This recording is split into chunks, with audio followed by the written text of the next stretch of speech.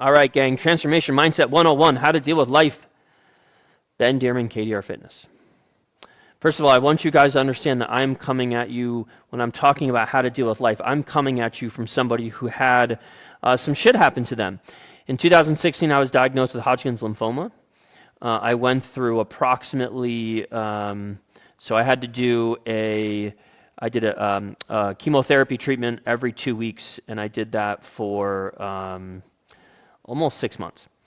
So on one side of this slide, you have a picture of me just starting chemo. I got a little smirk on my face, bunch of hair. Other picture is the last day of chemotherapy. I got no hair. I look like Uncle Fester from the Addams Family, maybe a little chunkier version of him. Still got a little smirk on my face. So I'm coming at you from the standpoint of somebody who has had to go through some shit, okay? I lost all my health. I gained a bunch of weight. I lost a bunch of muscle. And it took me a long time to get it back. It took about 2 to 3 years, about 2.5 years to kind of recover from everything. I took the whole year of 2016 off, and then I took about half of 2017 just trying to figure out kind of what I'm going to do in my life. Okay, so I'm coming at you from experience. Regardless of what's going on with your life doesn't go on pause. It still happens whether you want to take an active role or a passive role. Every second is still going to tick by, all right? Taking a few months off while hitting pause isn't a thing. I mean, it is a thing. We've all done it, and we've all come back from taking a pause for a couple months, and we've been in worse shape. We've been heavier. Our body hurt more. It was harder to get started, okay? So the thing I really want you to understand is that there is no pause in life. Your body, your health, your emotional, your mental well-being, they never go on pause. But what they do is they do progress in the direction of least resistance. It's very important you understand that. We try and make it as easy as possible on you. Meal plan, workouts, accountability, all of it customized to you, all of it personalized based on your feedback. But you know what? Sometimes life happens. So let's say you're driving down the road and you get a flat tire. Most people, they get that flat tire, they pull the car over. Maybe they fix the tire themselves or they call somebody who can help them out, right? They fix the flat, they get back on the road, they keep going. Maybe an hour lost out of their day, maybe 2 hours. Terrible. But what you don't do, you don't get that flat tire and then pull your car over and douse your car in gasoline, set it on fire, and start walking down the road. That doesn't make any sense. So life is the same way. If you miss a meal, not a big deal. If you have a bad day of eating, not a big deal. If you have a week of eating, not a big deal. If you have a really, really stressful month, not a big deal. Those are all flat tires. So all we do is we fix the flat and we keep going. We don't set the car on fire. In this talk, we're going to cover maintenance is always the goal. Mindset, spoiler, it starts in your mind. Success mindset versus failure mindset. What is the cost of doing nothing? What is nothing versus something? How to deal with hurdles, change in routines, and setbacks, or in other words, how to deal with just the bullshit that life gives you sometimes. Setting realistic expectations, and no matter what, always have a goal, all right? So I'm going to start with maintenance is always the goal. Maintenance is literally always the goal. It's great to lose 20 pounds. Most people put the 20 pounds back on. So really what we want is we want to lose the 20 pounds and never put the 20 pounds back on. If your goal is to lose 50 pounds, the goal is to lose 10 pounds, keep the 10 pounds off. Then to lose another 10 pounds, keep those 10 pounds off. Then to lose another 10 pounds, now you're at 30 pounds, keep the 30 pounds off. The goal isn't just to get to 50 pounds, lose it for 2 months, and then put all that weight back on. If you're listening to this right now and let's just say you're 200 pounds, and 4 years ago you were 150 and that's when you were the happiest, well, guess what? If you would have just stayed at 150, you wouldn't even be listening to this right now. So maintenance is always the goal. When you're going through that really, really hard part of life, hard week, hard month, holidays, whatever the case may be, your goal is always to maintain your body weight. So for instance, this is wrapping up. I'm doing this at the end of 2024, so after all holidays. So let's say that Thanksgiving to New Year's is just really stressful for you. And let's say that the day before Thanksgiving, you weigh 180 pounds. Your goal is, like on January 2nd, your goal is to weigh 180 pounds, or as close to 180 pounds as possible. That is your goal. So when you're going through those stressful times, you might not be able to focus on losing weight, which means that you always want to focus on maintaining your current weight, and that's why I tell you maintenance is always the goal. So success mindset versus failure mindset. A failure mindset is focusing on failing, thinking that you failed, versus a success mindset is switching that around and you didn't fail, you just haven't been successful yet. Okay? You fail when you stop trying. Until then, you just haven't succeeded. A failure mindset is all or nothing. A success mindset is moderation. Okay? All or nothing is fantastic for 4 weeks focusing on yourself. All or nothing is great for short-term results. You cannot be all or nothing for maintenance. All or nothing is terrible for maintenance. And most people that are all or nothing, they can do a lot of crazy shit to get the weight off of them, but when it comes to actually like maintaining their weight, they fail every single time because they do a bunch of crazy shit to lose the weight. All right? A failure mindset is outcome focused versus a success mindset is behavior focused. So what does that mean? Outcome versus behavior. Sometimes you can't focus on the outcomes, so you have to focus on the behaviors. So for instance, let's say that, again, okay, holidays, busy time, day before Thanksgiving, you're 180, and you say, all right, what's the behaviors that I need to do in order to maintain my body weight? And you come up with a list of 5 things, all right? And you do those 5 things, and at the end of the holidays, January 2nd, you step on the scale and you're 180 pounds. Okay. That is focusing on the behaviors associated with the goal of maintaining your body weight. Now let's flip that around. Let's say it's a day before Thanksgiving, you're 180 pounds, and you just say to yourself, hey, I want to weigh the same January 2nd that I do right now. Great. And then you just go about living the next 6 weeks. You don't focus on any behaviors. All you're doing is you're just focusing on the outcome of you weighing the same January 2nd as you did the day before Thanksgiving. And 95% of the time, 99% of the time, if you just focus on the outcome, you're probably not going to accomplish that outcome. Here's another example, another analogy, another story. So when I talk to somebody, so when I do a check-in call with somebody, and let's just say that this person lost 5 pounds over the last 2 weeks. That's the goal. That's the outcome that they want. And I say, hey, Kelly, great job losing 5 pounds over the last 2 weeks. Do you know what you did to lose the 5 pounds over the last 2 weeks? Kelly's going to answer that question in either a yes or no.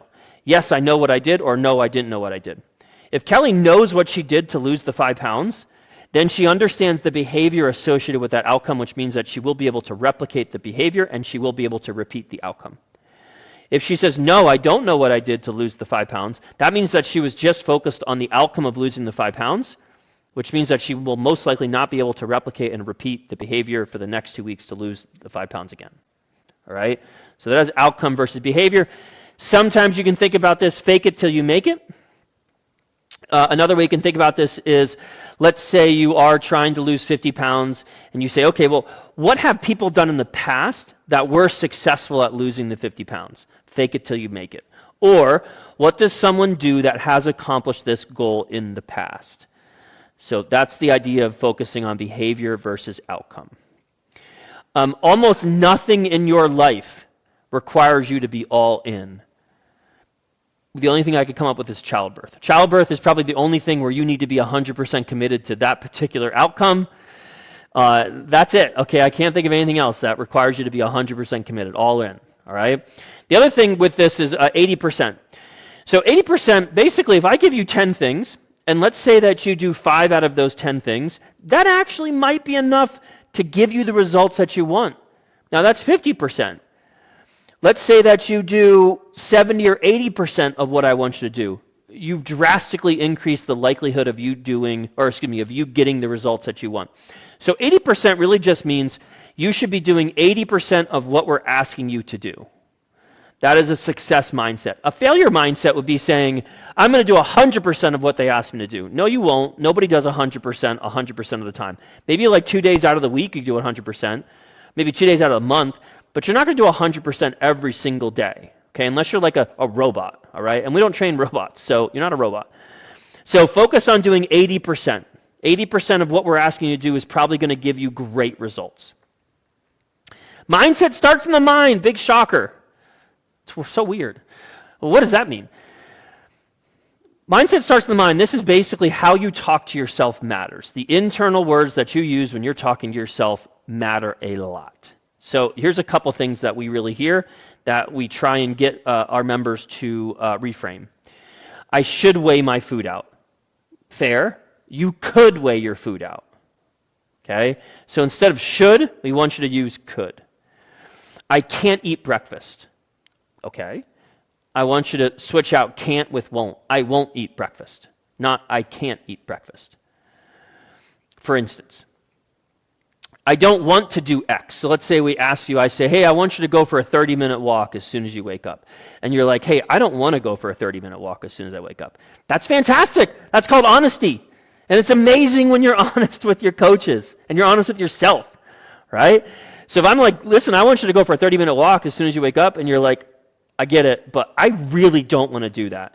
Okay, cool. I really appreciate you being honest. I'm going to give you something else to work on. How about a 15-minute walk? And you're like, I really don't want to do a 15-minute walk. All right, could you stand outside for 5 minutes? And you're like, yeah, I could do that. Great, we're going to do that. All right? Next one, I failed. We've already talked about this a whole bunch, and we're only like 7 slides in.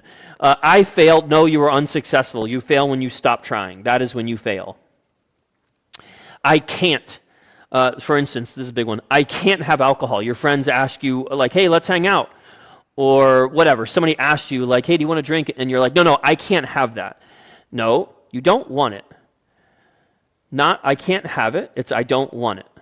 Right? Or I won't have alcohol. So can't is don't want it. Or can't is won't. Or I could, but I don't want to. There you go. Right? Another one, I must have 3 meals per day. No, you get to have 3 meals per day, because there are lots of people in this world that don't get to have 3 meals per day. They don't even get to have 3 meals per week. All right? I have to go to the gym. No, you get to go to the gym, because again, there are people in this world that barely have 3 meals per week. They're not worried about going to the gym. Going to the gym is a first world problem. And the fact that you have a first world problem, let's embrace it and let's change it instead of I have to now it's I get to. Okay? 2 other things with the mindset. Restriction. Oh, restriction's bad. No. You need restriction. In fact, I'm going to take a guess here, and if you don't like what you see in the mirror, you're at a weight that you don't want to be at, you have too much body fat, then chances are you need a lot more restriction, because you didn't have any restriction on the amount of food that was going into your mouth. You didn't have a restriction on how much you sat. You didn't have a restriction on how lazy you are. That's why we're talking to each other right now. That's why you're listening to this, because you didn't have restriction in the past. You need restriction. Okay? Restriction is good. So don't think that restriction is bad. You are not restricting food. You are choosing what to eat when you want to eat that. All right, last thing, calories. Calories are the things that make you fat. No! Calories are the things that allow you to do awesome shit. That is what calories do. Calories give you energy to do more awesome shit. Now, if you're eating a bunch of calories and you're not doing a bunch of awesome shit like going for hikes and working out and getting your steps in and all that jazz, if you're eating too many calories and you're not burning those calories off, yes, calories are going to make you gain weight. Okay? But the way I want you to think about calories is fuel, it's energy to allow you to do more awesome shit. And if you don't do awesome shit like move your body, that is where you're going to deposit the extra calories as body fat. Mindset starts in the mind. Sometimes you can run, sometimes you must crawl. This is kind of also with mindset.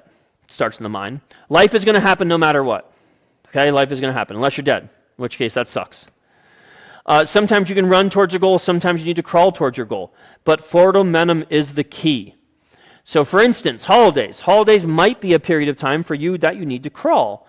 So between day before Thanksgiving, day after January 1st, your goal is to crawl really slowly, which means that you don't gain any weight. You just maintain your weight. But you're still moving forward, because maintaining your weight is moving forward, because the average person gains weight. So if the average person gains weight and you're able to maintain your weight, that means that you're already better off than the average person. You are crawling forward. January through April, let's say you don't have a lot of stuff going on. Okay, that's the time that you run towards your goal. You can do more meal prep. You can be more consistent with your workouts. It's easier for you to get your steps in, etc., etc. So how do we figure out when I can run towards a goal or crawl towards a goal? You chunk it down into roughly 14 to 30 days. So come January 1st or February 1st or whatever, you look ahead through the whole month and you say to yourself, okay, is it realistic for me to be crawling? Or excuse me, is it realistic for me to run towards my goals? Or do I need to back off a little bit and I have to crawl towards my goals? Because let's just say every weekend in January you have to go someplace. Let's say your kids play hockey. And so every weekend in January from Friday to Sunday, you're gone because you have to drive around because your kids play hockey. That's going to make it kind of hard to meal prep, right? So look out a month, roughly 14 to 30 days, and just figure out, can you run or can you crawl? But it's still about making forward momentum. All right, how to deal with hurdles, routine changes, setbacks, or in the grand scheme of things, how to deal with the clusterfuck that is life. Life doesn't stop until you die. That's it. That's like the third way that I've kind of said that life doesn't stop. All right, so hopefully it's starting to sink in. But any change in routine is going to cause chaos. So what are changes in routine? Change in job, change in location, you're moving, change in your family structure. So you got a new dog, a new cat, a baby, a new roommate, change in relationship. So this would be like you got married, you got divorced, you're starting a new relationship, you're ending a current relationship. Serious change in health status, cancer, broken bone, torn tissue, something that requires hospitalization, something that requires you to kind of sit around a lot more because you can't be active, right? You got a broken leg. Also, serious change in a loved one's health. So, for instance, you end up being a caregiver, right? Those are all changes in routine that are going to cause large amounts of chaos, all right? During those times, it might not be the best thing for you to focus on your weight loss goals, okay? But that doesn't mean that life goes on pause, so you're still focusing on your health.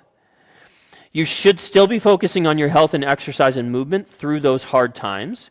This is where we get into strategies over routines and routines over habits, which we're going to talk about coming up. All of those changes that I went through, they all require a new normal to be established, okay? That's why they ultimately cause chaos, is because your routine gets kind of monkey wrench thrown into it, which means that you have to establish a new normal, right? So let's talk about strategies over routines and routines over habits. I want you strategies, not habits. Strategies, not habits. What is a habit? It's a great question. Glad you asked. Habit is a sub or unconscious action based on a cue. So for instance, you enter your house, you take your shoes off. You could probably be having a very in-depth conversation on your cell phone while also eating something, and you would still take your shoes off because that is an unconscious habit. Another habit would be tying your shoes while talking to someone. You know, when you first start to learn how to tie your shoes, it's pretty hard. Okay, it's a lot of coordination going on. But as you get used to tying your shoes, you could tie your shoes while you're engaged in very, very complex conversations. Those are habits. Sub or unconscious actions based on cues. Routines. Routines are conscious actions based on cues. So for instance, you brush your teeth before bedtime. I'm going to take a guess here, and I guess there's never been a time where you've all of a sudden realized that you have a toothbrush in your mouth. No. Like you got to grab the toothbrush, you got to put it under the water, you got to put toothpaste on it. Those all require you to actually be thinking about the task that you're doing. That is a routine. Another routine would be taking your supplements with your morning protein shake. That is a routine. You get your cup out, you put your water in, you put your protein powder in, you get your supplements out. Those are all a routine that starts with the protein shake or starts with you waking up. Okay? Routines are good. Routines are definitely better than habits. Strategies are ways for you to get shit done. So strategies are ways for you to accomplish the behavior that you're supposed to be accomplishing that is related to an outcome or a goal. Strategies is also another way for you to be able to get routines in without necessarily being a routine. All right? So what do I mean by that? Let's say that you're working all day. All right? So for instance, when sometimes I'd work, when we had the big gym, I would leave at 7 o'clock in the morning, so I'd wake up at 6 a.m., I'd leave at 7 a.m., and then I wouldn't get home until 7 p.m. And I usually go to bed at about 8:30. So I was like awake for an hour, and then I worked for 12 hours, and then I was maybe awake for another 2 hours, and then I would go to sleep. All right? Well, on those days where I was literally busy from 7 a.m. until 7 p.m., I would ask myself, geez, how am I going to eat today? What's my strategy to get my meals in? Because I'm really busy. Another one would be, I'm traveling all day. So let's say that you're in the car, you're in a flight, whatever the case may be, but you're traveling all day, so you have no idea how you're going to get your meals in. Okay, how are you going to get your protein in? What are some strategies that you can implement in order to get your protein in? Maybe you get some beef jerky, maybe like you get like a chicken sandwich and you get rid of the bread, etc. Right? So strategies are ways that you get shit done. Okay? Habits rarely change. For the most part, you're never going to change how you put your shoes on, how you tie your shoes. All right? Routines will sometimes change. So for instance, let's say you go on vacation. Well, you go on vacation, you're probably not going to bring your jug of protein powder, you're probably not going to bring all your supplements, you're probably not going to bring your mixer cup.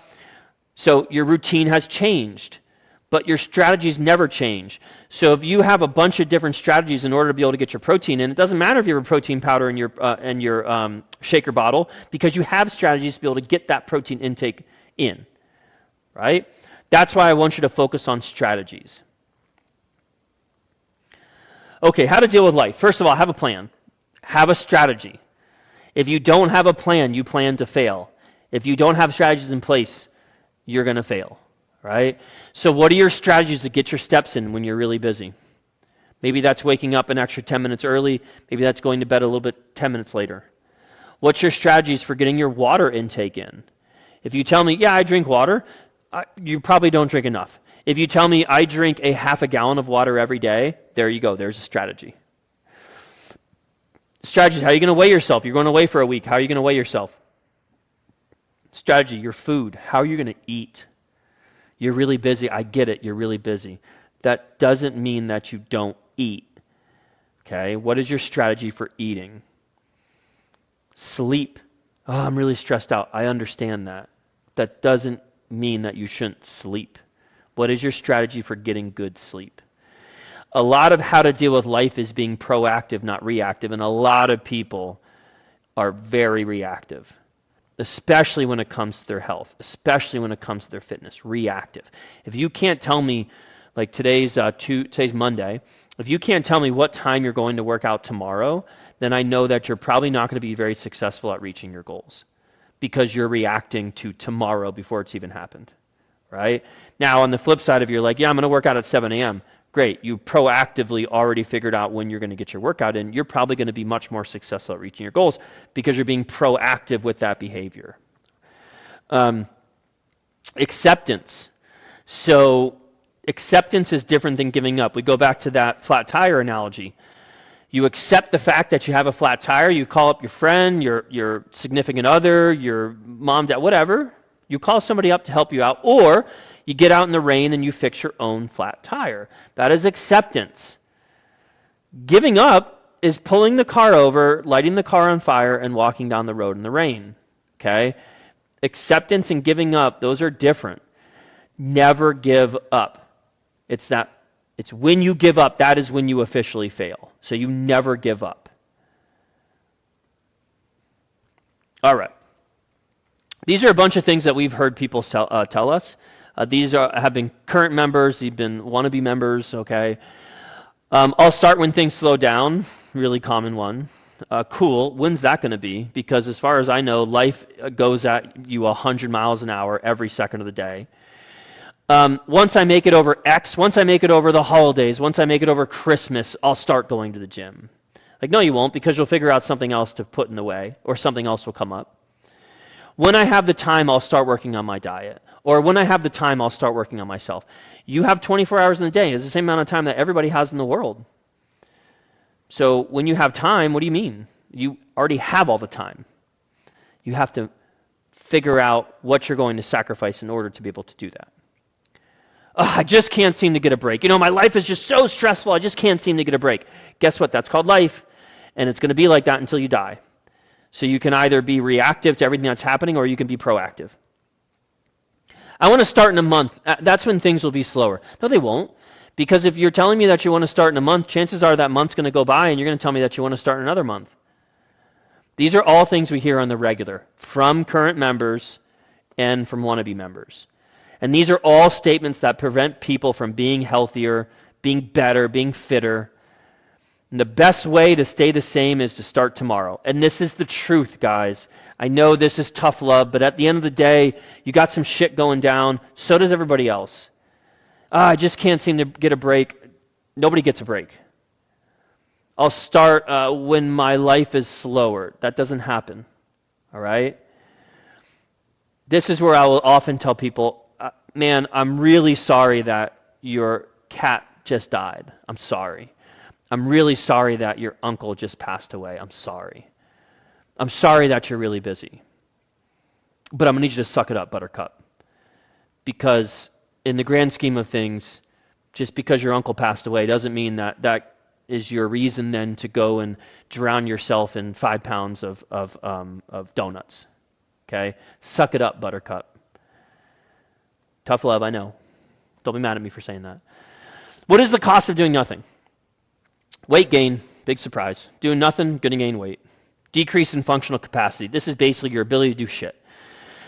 This is like your ability to do physical work. So going for a hike, riding a bike, mowing the lawn, going for a walk, lifting a bag of pellets, that stuff. So if you do nothing, you're going to have a decrease in functional capacity. You're going to have a decrease in health. Shocker. If you sit on your ass most of the time, you don't take care of yourself, your health suffers. I know, that's crazy. Increase in unhappiness. This is a true story. Look this up. People that exercise and don't eat a lot of junk food. Not zero junk food, it's just don't eat a lot of junk food. They tend to have better outlooks on life and are happier across the board. True story. Look it up. The cost of doing nothing. Increase in injuries and potential for injuries. So not only are you going to be injured more, but your chance for being injured more goes up. Cost of doing nothing. Literally living less. The opposite of living longer. Everybody wants to live longer, but by you doing nothing, you're doing the opposite. You are going to live less. Doing nothing will cause you to die sooner, for sure. Doing nothing makes everything harder eventually. And doing nothing, this is where it comes down to, let's just say that you do nothing for your entire life. Or let's say that you mostly do nothing instead of something. And that's the difference between living the last few years of your life in a nursing home with tubes running out of your body, or living the last month of your life in a nursing home with no tubes running out of your body. Right? So by you doing nothing, you are setting yourself up for a harder death down the road. That sucks. This is some morbid shit. But gang, it's like for reals, for reals. So what is something? Right? Like, we've already talked about, okay, what's the cost of doing nothing, but what is something? Well, something is walking 6,000 to 8,000 steps per day, which, just to kind of put this into perspective, 10 minutes of movement equates to approximately 1,000 steps. Let's say that you sleep for 8 hours and you're awake for 16 hours, okay? Every other hour, if you move around for 10 minutes, you will get to 8,000 steps. How crazy is that? So you got to get off your ass for 10 minutes every other hour in order to get to 8,000 steps. Now, your watch might not show 8,000 steps, but I'm telling you, 10 minutes of movement equates to approximately 1,000 steps. So you move your buns around for 10 minutes every other hour, that's 8,000 steps. And you're telling me that you can't get to 8,000 steps? Come on now. 10 minutes every other hour. 5 minutes every hour. Drinking half your body weight in ounces in zero calorie fluids per day. If you're 200 pounds, that's 100 ounces of fluid. Like, there's no reason why you can't have 100 ounces of fluid. What is something? Prioritizing your sleep. I like to stay up late. Yeah, like you and every other 12-year-old that has been told to go to bed by their parents. Stop being a baby. Go to sleep. Prioritize your sleep. You spend a third of your life sleeping. That's how important sleep is. Get your heart rate up. What is something? Getting your heart rate up. It could be anything from working out for an hour 3 times a week to jumping around for 5 minutes a few times a day. Dancing is great. Move your buns. That is doing something. Create and adhere to a set pattern of eating like 3 meals per day, every day. That is doing something. Eating is doing something. It's amazing to me how many of our female clients just straight up don't eat. And then they binge either on the weekend or they binge at night. That's it. Those are the things that are doing something. What prevents you from getting up for 10 minutes every other hour? Nothing. What prevents you from eating 3 meals per day? Nothing. What prevents you from drinking half your body weight in 0 calorie fluids per day? Nothing. What prevents you from prioritizing your sleep? Okay, there might be a lot of stuff. baby, kitten, puppy, okay, that's a little harder, but in the grand scheme of things, those other things are pretty easy. You are what's preventing you from getting 8,000 steps. You are what's preventing you from drinking your water. You are what's preventing you from eating. And obviously there are some exceptions, baby, puppy, root spouse that won't get their snoring checked out, stuff like that. But in the grand scheme of things, those are all things that are inside of your control. And that is doing something. What is doing nothing? Nothing is the opposite of all that shit. It's being sedentary. It's getting less than 6,000 steps per day. That means that you didn't spend an hour moving around. Because remember, 10 minutes is approximately 1,000 steps. So you spend an hour out of 24 hours moving around, you get 6,000 steps or more. Doing nothing is not getting sleep. 6 hours is probably not enough sleep. Probably a lot of you need more like 7, 8, 9 hours. Doing nothing is never getting your heart rate up. Doing nothing is drinking your calories and chronically being dehydrated. Doing nothing is eating like a college student. Sometimes you have one meal and sometimes you have 5. Doing nothing is hiding under a blanket and waiting for the perfect time, air quotes, to follow the perfect plan, air quotes, and be perfect, air quotes, okay? That is doing nothing. Perfect doesn't exist. The best time to start is literally right now. Okay, realistic expectations. First of all, don't be ridiculous. I want to lose 20 pounds in 4 weeks. That's ridiculous. It's not ridiculous to lose the 20 pounds in 4 weeks. We've had lots of people lose 20 pounds in 4 weeks. But remember, maintenance is the goal. You lose 20 pounds in 4 weeks, probably not going to be very successful at keeping the 20 pounds off. So what is a realistic expectations? First of all, it's 1 to 2 pounds per week averaged across months is realistic. You might experience more than that initially, but it should average out. So for instance, let's say you lose 26 pounds in 26 weeks, but 13 pounds comes off in the first 8 weeks. The other 13 pounds comes off in the next roughly 16 weeks. Okay? Your results are almost always going to be front-loaded like that. And that's just the nature of the beast. So 1 to 2 pounds per week averaged across months is realistic. So what that means is that every month you should be looking to lose approximately 4 to 8 pounds. Averaged. All right?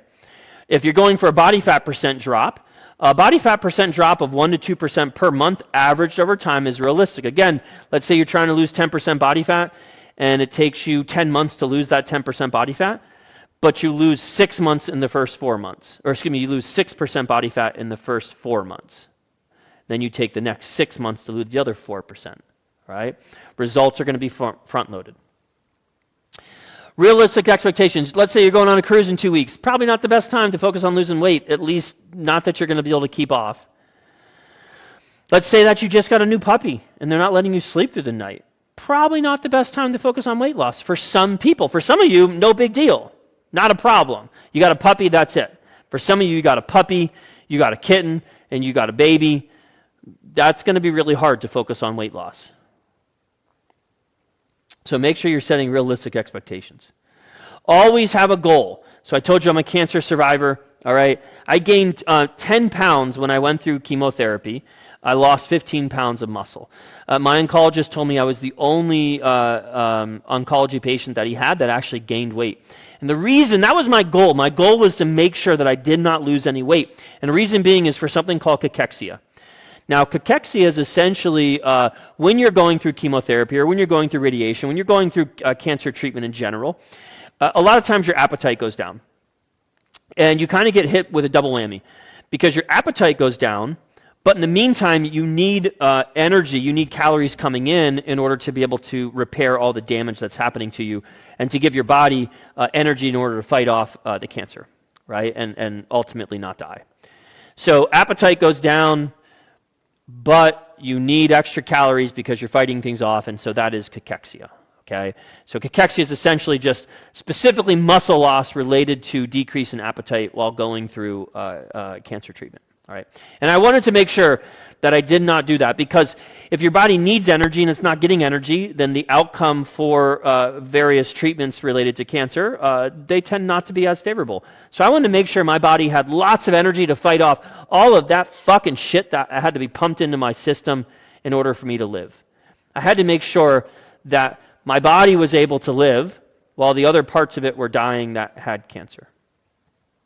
That was my goal. My goal was to gain weight going through chemotherapy. So if I can have a goal going through chemotherapy, you can have a goal going through the holidays. You can have a goal going through a really, really busy month in February. Okay? When you fail to have something to focus on is when you look back after 6 months and you can't believe how far you've fallen. Let's say that, like meal prep, man, I can't do meal prep. I'm too busy right now. Okay, cool. Just get to the gym 3 days a week. Just focus on that. Focus on that behavior. And chances are if you can get to the gym 3 days a week, but you can't do your meal prep, you come out that period of really stressful time, you're probably going to look the same, probably going to feel great because you look the same and you're not 20 pounds heavier. Right? So you always have to have something that you're focusing on. You always have to have a goal. And ideally, those goals should be related to behaviors associated with the outcome that you want. Like steps, weighing yourself, drinking your fluids, eating the same meals every day, etc., etc. Always have a goal. These are reasonable goals to work on 100% of the time. Drink your fucking water. Gang, I cannot explain to you how frustrating it is when somebody tells me that they don't drink enough fluid. Drink your water. There's nothing preventing you from being hydrated except for you. 3 meals per day. Holy shit. Eat 3 times per day. Could be a wake-up wrap, a slice of pizza, and a double cheeseburger from McDonald's. I don't really care. But you need to eat 3 times per day. Walk a wee little bit more than what you're currently doing. Like an extra 1,000 steps. That's an extra 10 minutes of movement. That's a reasonable goal to work on 100% of the time. Protein at every meal. That is a reasonable goal for you to work on 100% of the time. No snacking. If you're eating 3 meals per day and those 3 meals are large enough, you shouldn't want to snack. And no starving. If you're eating 1 meal per day, you are starving yourself. And eventually that's going to lead to binging, whether that's binging in the evening or whether that's binging in the weekend. But by you starving yourself during the week and only having 1 meal on Monday, Tuesday, and 2 meals on Wednesday, Thursday, you're going to overeat Friday, Saturday, and Sunday. I guarantee it. We call that the weekend diet. So those are all reasonable goals to work on 100% of the time.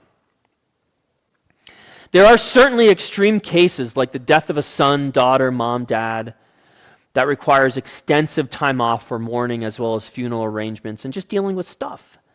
But gang, if your uncle died, if you just had to put your best fur buddy down, or you found your company is downsizing, go get a workout in. Because at the end of the day, you have 2 choices. Or maybe don't get a workout in, go for a walk.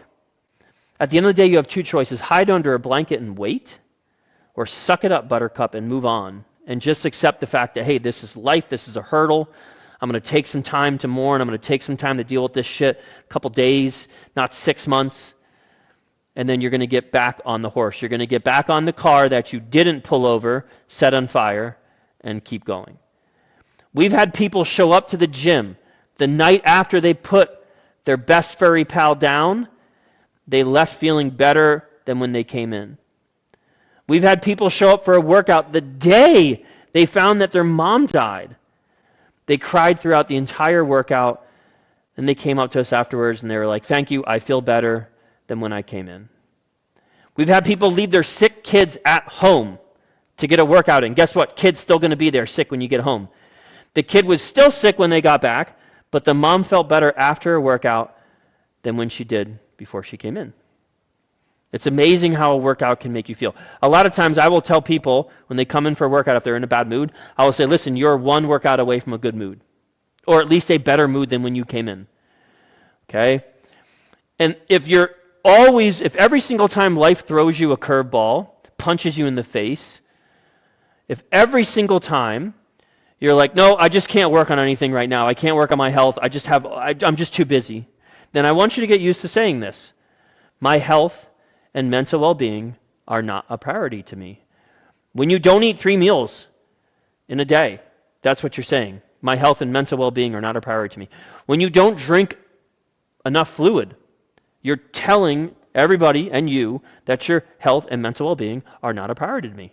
When you stay up until midnight, you're saying to yourself, my health and mental well-being are not a priority to me.